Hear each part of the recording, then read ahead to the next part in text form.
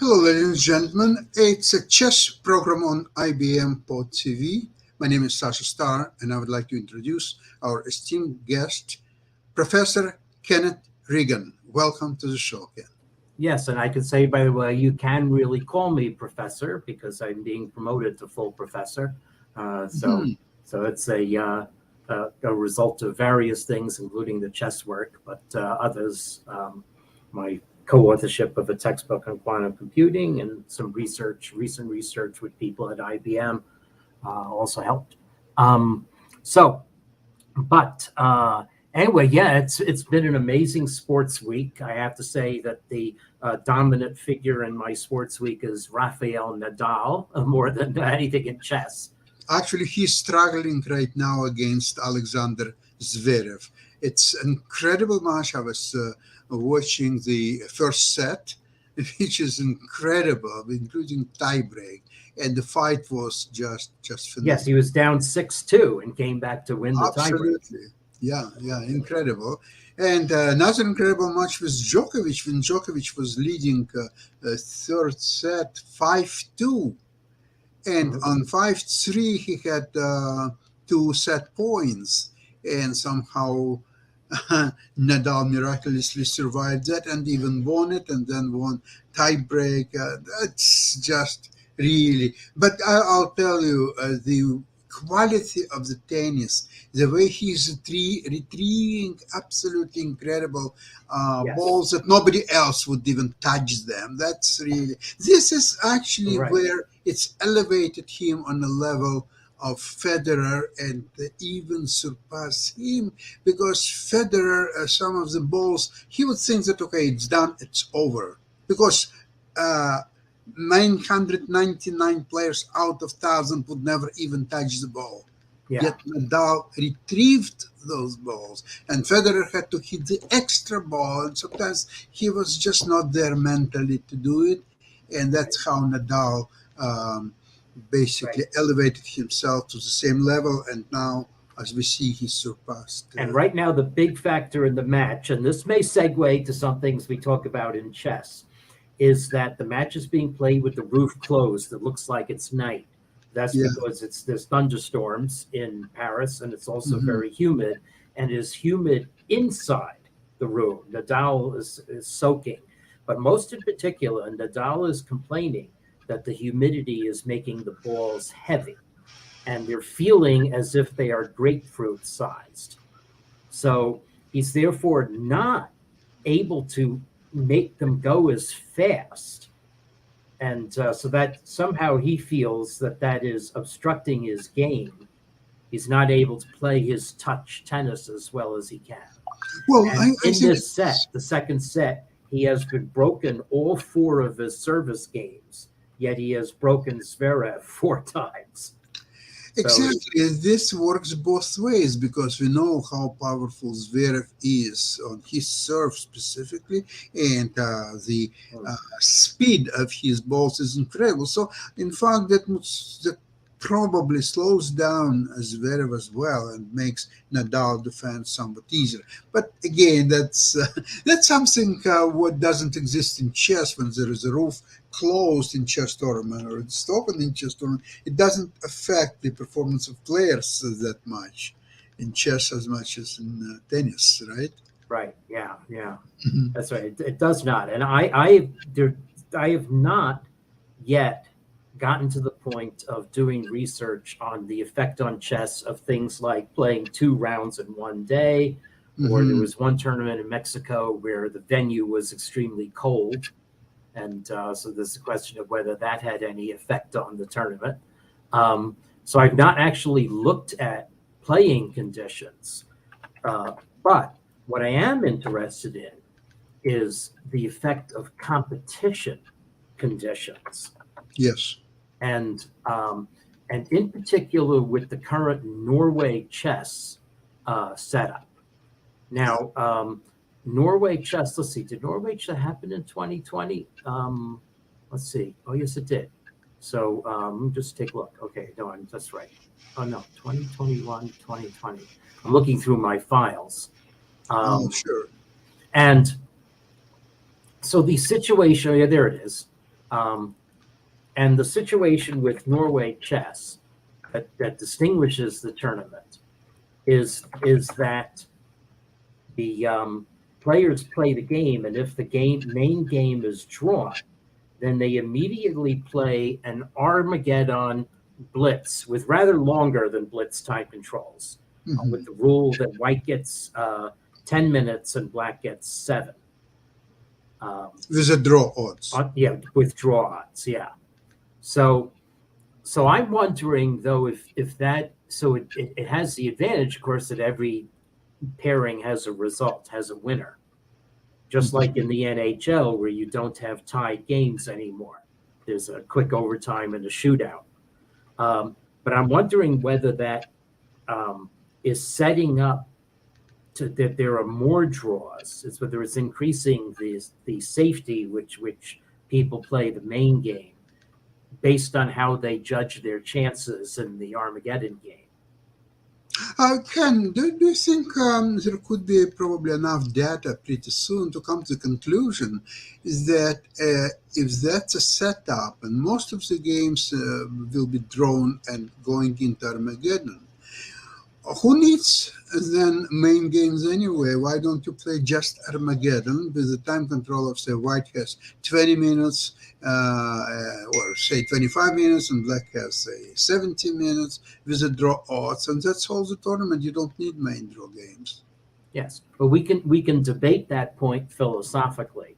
The Hmm. scientific question I'm pursuing is whether the player's own perceptions of it can be detected in terms of their play Mhm. on my quantitative methods. Now it's only 3 rounds, so I can't really tell anything so far. That's right. Yeah. So, um, So what are your thoughts about Resurrection of Anand, which right now, this is hasn't played much lately, and all of a sudden, well, look, he's obviously a born genius of chess. If there are 3, 4 people like Capablanca and Anand, Kasparov, Magnus, that's about it. I don't know, maybe I miss somebody else. I'm sorry. Uh, Michael Tal, probably. I miss yeah. him, of course. Fisher probably is another one, but still Anand is there any by any calculations. And Uh, what did he just play in before Norway chess? He played in I'm not so sure. Maybe yeah, one of the even in Olympiads he's not playing that often because India has a lot of young, very ambitious players who want to play, and Anand is more like a mentor for the Indian chess. But look at what he's doing right now in Norway chess. It's that's just right. Yeah, incredible. it is quite amazing, and we can show his very impressive positional win in regulation Oh, against Bashir Lagrave from the wow. first round. In the third round, he Hmm. had an even position against Topalov, and it seems like Topalov lost on time. Hmm. So that also being a very strange thing. But uh, let me just uh, let me just check these. Oops! Oh, that's very strange. Um, oh, I see. Wait a second. Oh, here we go. I see what's going on. I need this one. Okay, and then yes. It's the Norway Blitz. That's what I'm thinking of. So, oh no, and the super bet bits. I'm sorry, super bet rapid and blitz. Anand won the super bet rapid in in Warsaw in very impressive style. And of course the super bet blitz. I think we talked about this last time. Was one of the most exciting finishes to a tournament of that kind, Absolutely. uh, with 4 players in the running going into the last blitz round. But Anand has continued his very strong play in Norway chess. So if I share my screen, I'll show you Yes, his win please. um, over uh, Vashel Lagrave in the first round. Let's see. So now, okay. So now you can see my screen with the board Yes. at chess 24. Um, so so the opening is this bishop b5 check. I don't know if it's called Moscow variation. I'm forgetting in the Sicilian. Uh, Yeah, yeah, I and the agree. line, the very positional line, where black, instead of playing for unclear play, plays for smooth development and trades the light square bishops. Now, the one aspect of this, though, is that this enables white to set up the light square Maroczy bind Yes. without the drawback of having a light square bishop. So I actually distrust this for black without my light square bishop. I like to have these positions with the light square bishop on b7, which itself requires an investment in time. But in any event, this is you know a well-traveled position. Um, so players are even in terms of the speed of development. White has more space in the center, and I think importantly, the white also has a better position than you would have if white had a bishop sitting on e2 Absolutely. and black had maybe the queen, maybe with a6 in and the queen on c7. So anyway, okay. So still, black's position is very solid. Now e6 though, so it's already a bit of a concession, weakening the d6 pawn. Hmm. So white plays natural developing moves. Again, e2 is very natural square for white's queen. And okay, black puts the queen off to the side. Um, okay, again, a natural position. The chess engine thinks white is about half a pawn ahead, but that's a normal white advantage out of the opening. Now, this move, however, though, the chess engine thinks has put the game back to equal. In fact, the chess engine thinks that black can play the thematic d5 break. So, in other words, that this move was inattentive. But the chess engine just wants white to either put the king in the corner or play knight a4, which is maybe Exactly. nebulous and unclear. So anyway, so white played here, and black did not break d5. So now we're back to the chess program thinking white is the half pawn advantage from before. And now black plays the b5 break. Okay, so this obviously must be based on tactics because the pawn is attacked 3 more times than it's defended. So let's see. So black takes this knight first. That removes one of the attackers. And then now we see the second point. The second attacker is now pinned to white's rook on c1. So then the remaining question is whether white can profitably capture the pawn with the queen. Okay, and in fact that is an option that the program, but the program thinks that that concedes most of white's advantage because it allows black to get a lot of active play in the center and on the dark squares, which with these exchanges have become weak. Yes. So the chess engine thinks that black is doing okay here. Black has ideas of, well, take on f3 as a monster threat right now, and it actually thinks that white is to play this awkward king move to defend. So by this point, black clearly has enough counterplay for the pawn. So okay, so it's a well-judged break, and that might explain why Topalov, Bashir Lagrave did not play d5 because Bashir Lagrave maybe even prepared the b5 break. However, there's a further reason I don't trust this for black. This pawn, even if white cannot take it right away, this pawn is still isolated, and worse, it can be fixed. Okay, either it will play to b4 and be fixed on that square, or white can play b4 and a3 and fix it on b5. And there's also a weakness on d6. The only pawn weakness that white could possibly have is a backward a pawn, Right. resulting from the fixing of pawn. So I feel sometimes I used to have these positions sometimes, and I always distrusted this as black. So um, so Topalov Anand just plays a positional move, putting the queen on a dark square. So first of all, shoring up the dark squares, preventing black's queen from coming to g5, putting pressure on d6. And the chess program again thinks that white has a half pawn advantage. And I think the half pawn advantage is more significant here because there's less dynamic opportunity for black with the trades having occurred. And now black has played a very defensive move and abandons this pawn. And we'll see now if black gets any compensation for it. And the answer is I don't see any compensation. White is judged a pawn ahead by the engine. It's just a clear pawn up. So I don't know what black maybe missed.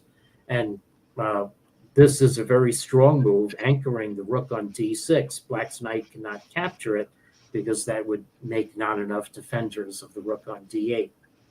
So white knight has prospects of knight g3, knight e4, knight f6, or some kind. That's right. Yes, it sets up the dark square worry on black's. I mean, there are a lot of alarm bells ringing for black's position. Now, maybe what Vachier-Lagrave is counting on is this counterattack. I see. Okay. One thing to note: could not take the no, the a-pawn is defended. What I'm thinking of. So it just tries this counterattack, but white simply brushes it aside. Okay, I don't know where. So maybe knight takes f3 is a little bit of excitement in this position. Yeah, but one queen, maybe perpetual, but I don't see one. Yeah, I mean, this may be a critical point of view. It does say, the engine does say that h3 is white's only move to retain a substantial advantage. And so I have to go to think, what is the point of h3, though? I guess it's more...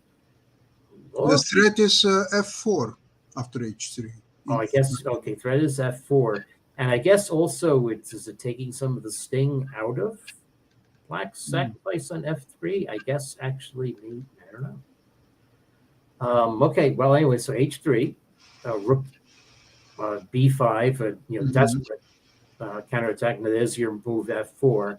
And again, black's been knocked back.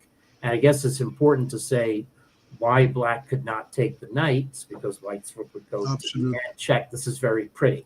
So this is a pretty combination of the kind you should study. So black takes the knight, white plays back rank check, and then black's knight comes to defend it. And then white's rook captures the knight, and then queen to h8 is checkmate. Checkmate. With the pawn cutting off black's king. So black had to exchange queens. Now the point of all black's counterplay is gone. White has a pawn and the compensation. As we say, this is just completely winning for white once you consolidate. So now black's fixed pawn has fallen. And so white now enjoys very comfortable two connected pass pawns on the queen side. And black is not able to get a counterattack from behind those pawns. So white just has to be judicious and careful about advancing them. And right here, Vachier-Lagrave gave up. He didn't fall on time. I guess he just gave up. It's hopeless to play such position against Anand. Maybe against some other players it's possible to play another 10, 15 moves, but not against Anand, because he is almost like an orthopedic surgeon doing his operation. That's the way he's playing this type of technical position. So absolutely second to none. Right.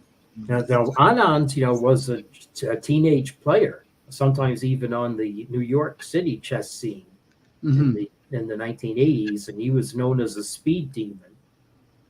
Now he's 52, but still showing that he has the reflexes in the speed chess, the super bet, rapid, and blitz. And now let's see how he did. So in round two, Anand beat Topalov on time in round two. This was also a very strange game. If I got this right, round two, the regular round two. This is the final position, and it's just a very slight edge for black, according to the engine. Really equal. We're about to lose 2 pawns on the queen side, making it king side only. It's very difficult to win that kind of position, but for some reason, Topalov fell on time. The tournament has an interesting time control. It's 120 minutes for the first 40 moves, which is longer than you get with the FIDE standard time control. 120 minutes for the first 40 moves. So the FIDE standard time control is 90 minutes plus 10-second increment, giving 20 more minutes for 110 to reach turn 40. But then there's no more time allotment after 20 moves except a 10-second increment. So therefore, to reach turn 60, you have only, let's see, 20 moves with the 10-second increment is 200 seconds. Wait, yeah, whatever. It's less than 150. Oh yeah. Turn 40. And so I'm watching, of course, the tennis match, and Zverev has just collapsed on court at the beginning of the tiebreak. So I don't know what's Nadal has gone over to help, I guess. Mm-hmm. So anyway, so that was round 2, and then round 3, Anand drew Wang Hao.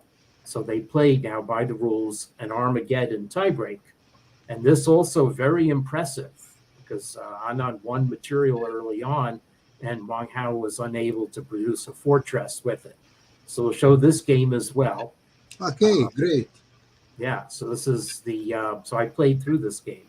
So again, the bishop b5 against the Sicilian defense, but now Hao Wang has played knight c6 and now Anand played this line against Gelfand in 2012 World Championship in Moscow.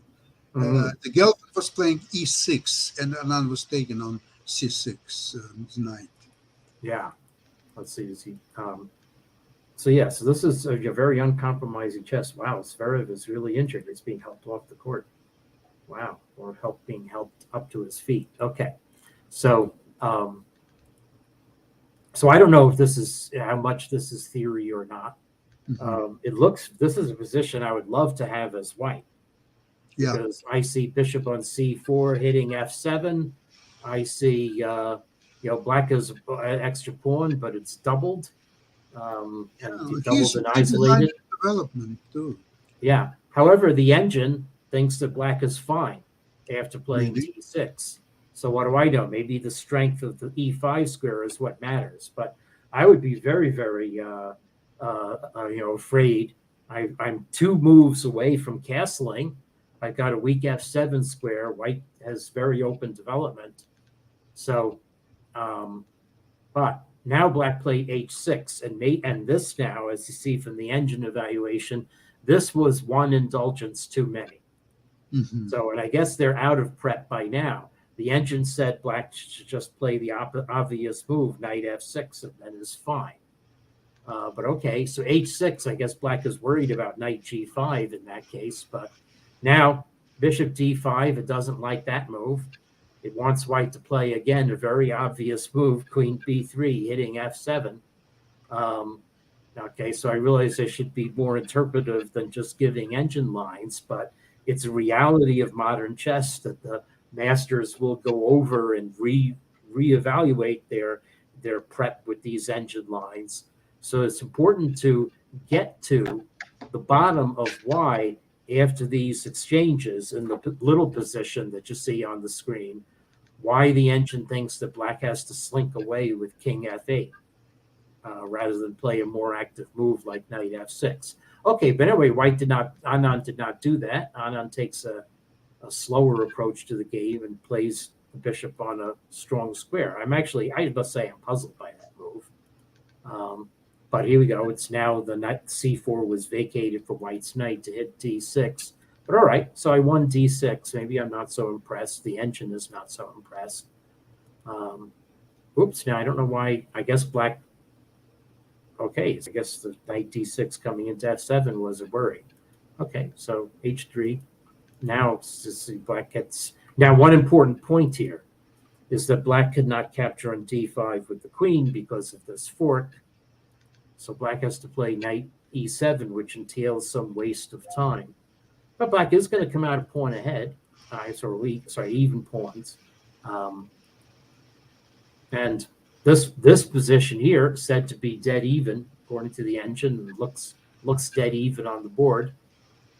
Maybe black has a little bit more air, holes in his pawn structure. But anyway, okay. So active move. Yeah, I mean, yeah, there's more holes in black's position that white is obviously trying to um, to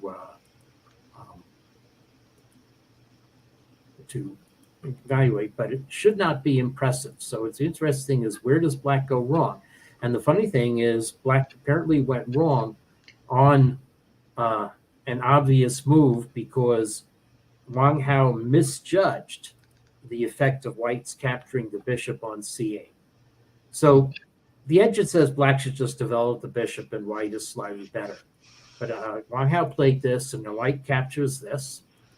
So we give up our queen for rook and knight at the moment. It's going to be rook and bishop.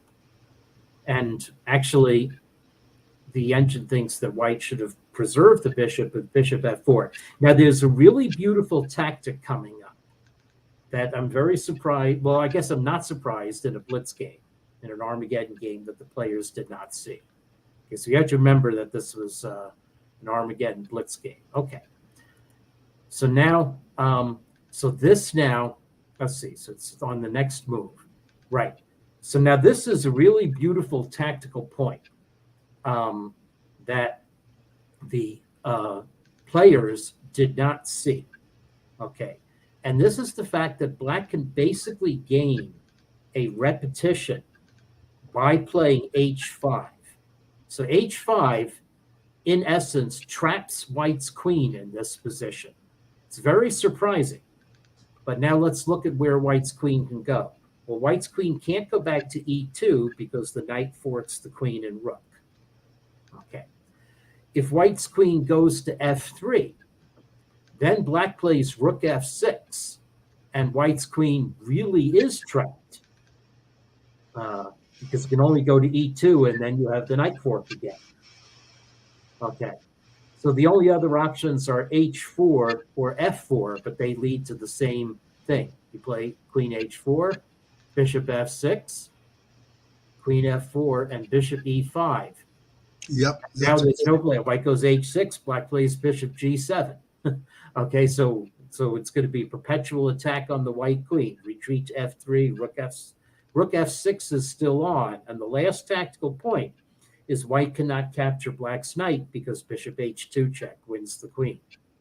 Hmm.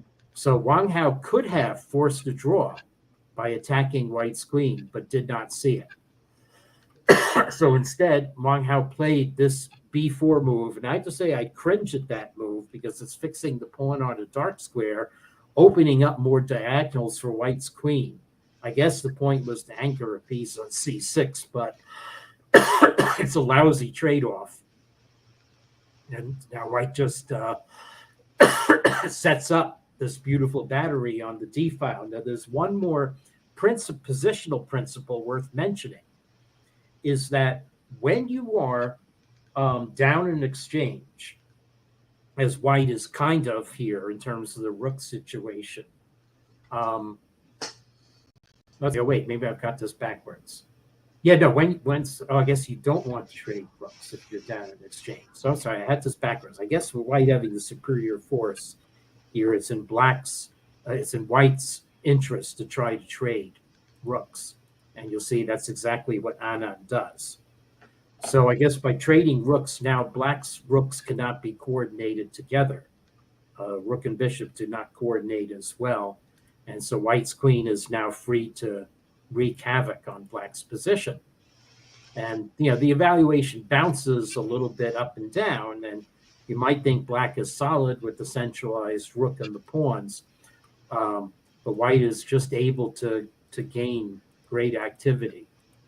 And now this is a shot to make some inroads into black's position. And now you can see black's knight and rook are coordinating very badly. And white is now coming up for the kill. And in fact, Wang Hao resigned here. The engine sees white is completely winning. This pawn is falling and white's attack is coming. So anyway, very impressive play by Anand in this game. very, very impressive indeed. I remember I first saw the Anand's play in Amsterdam in 1991. Mhm. That was a quite memorable performance. He was very young, energetic, played extremely fast, and it was obvious that it's a star. And guess Yeah. what? 4 years later, he played a World Championship match against Gary Kasparov. The rest Well, is history. Ken, thank you so much for participating in our program. We'll follow this latest tournament and hope to discuss it next week. next week, yeah, I might have more data on what I was talking about with the tendency of the rules and tennis update. Well, if you run this tomorrow, everyone will Sure. know, of course. But poor Zverev, really injured, had to retire hurt. Oh my God. Yeah. So Well, there will be some other tournaments. He yeah. played very well, especially his match with Alcaraz demonstrated incredible quality of tennis. Both sides, but primarily Zverev. Hmm. Okay, Okay. thank you very much again. Sure Goodbye, thing. Yep. Okay. everybody. Thank We'll you. see you Cheers. next week. Okay. Yep. Bye Bye bye. bye.